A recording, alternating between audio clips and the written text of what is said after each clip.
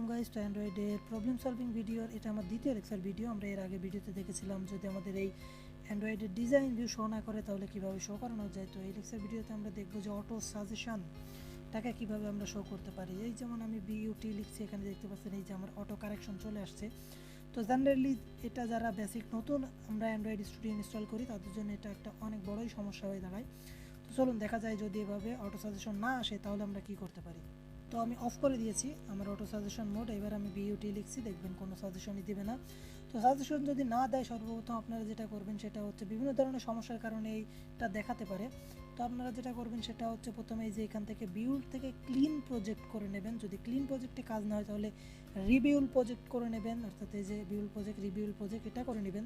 তারপরও যদি কাজ না হয় তাহলে এখানে চলে যাবেন, এই যে ফাইলে যাওয়ার পরে এই যে পাওয়ার সেভ মোড এই টিকটা উঠিয়ে দেবেন, টিক চিহ্নটা উঠিয়ে দেবেন জাস্ট। তারপরে আমরা এখান থেকে বিইউটি লিখি আমি এবার ওকে, এই যে চলে এসেছে আমাদের অটো সাজেশন মোড।